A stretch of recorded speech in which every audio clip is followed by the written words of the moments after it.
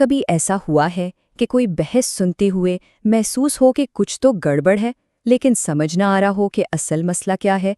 اکثر اس کی وجہ ہوتی ہیں منطقی مغالطے، یعنی ایسی دلیلیں جو سننے میں تو بڑی زبردست لگتی ہیں لیکن اصل میں ان کی بنیاد ہی کھوکھلی ہوتی ہے۔ ہم سب کو روزانہ ہی ایسی دلیلوں کا سامنا کرنا پڑتا ہے جن کا مقصد ہمیں گمراہ کرنا ہوتا ہے، چاہے وہ سیاست کی کوئی گرما گرم بحث ہو، میڈیا کی کوئی خبر یا پھر کسی چیز کی مارکیٹنگ۔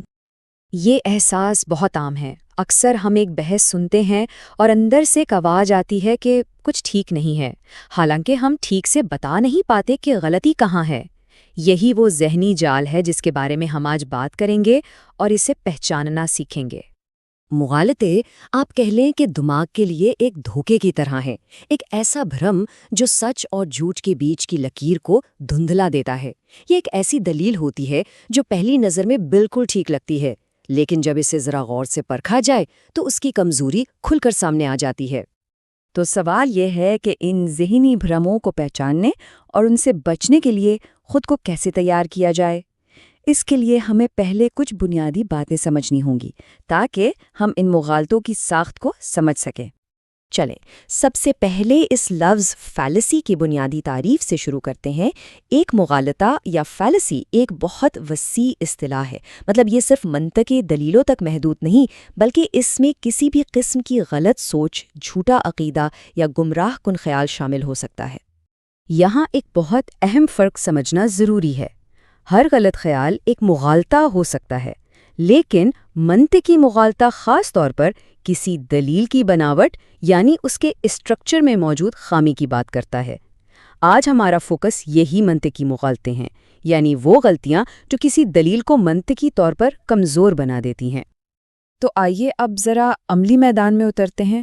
اب ہم کچھ سب سے عام منطقی مغالطوں کو دیکھیں گے جو آج کل میڈیا، مارکیٹنگ اور خاص طور پر آن لائن بحثوں میں بہت نظر آتے ہیں۔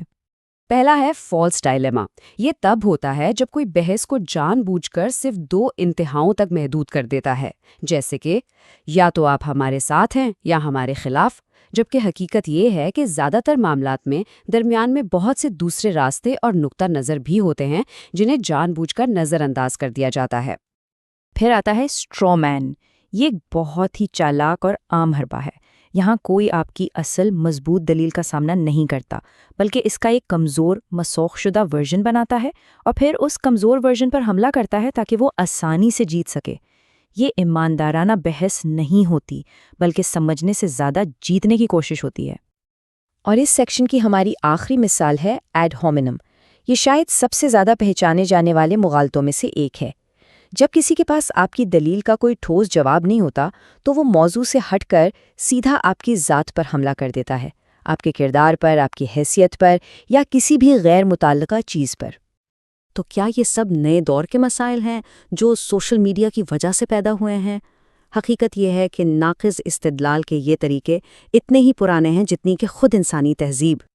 ذرا 1400 سال سے بھی زیادہ پرانی اس آیت پر غور کریں۔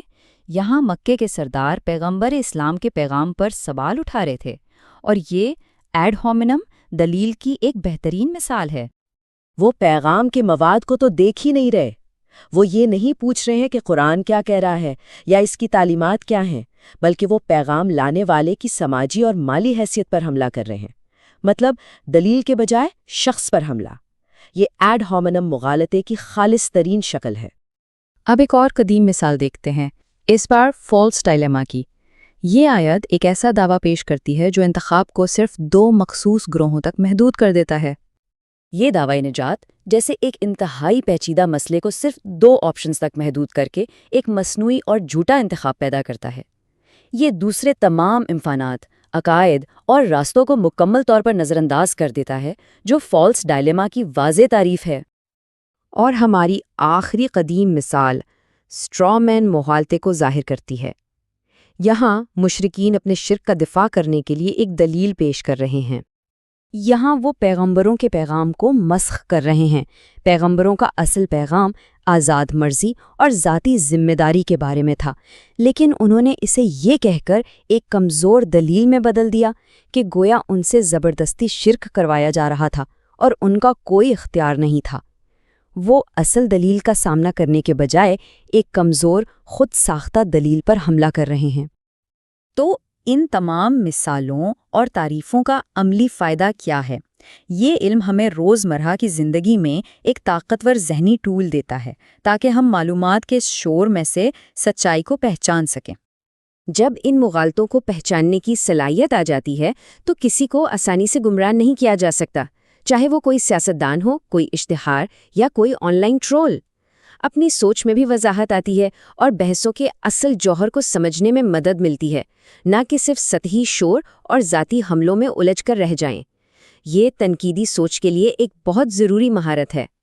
تو اگلی بار جب کوئی سیاسی تقریر سنیں، کوئی اشتہار دیکھیں یا سوشل میڈیا پر کوئی بحث پڑھیں تو ایک لمحے کے لیے ضرور رک کر سوچیں، کیا ایک مضبوط منطقی دلیل پیش کی جا رہی ہے یا صرف ایک ہوشیاری سے تیار کردہ ذہنی جال کا مشاہدہ کیا جا رہا ہے؟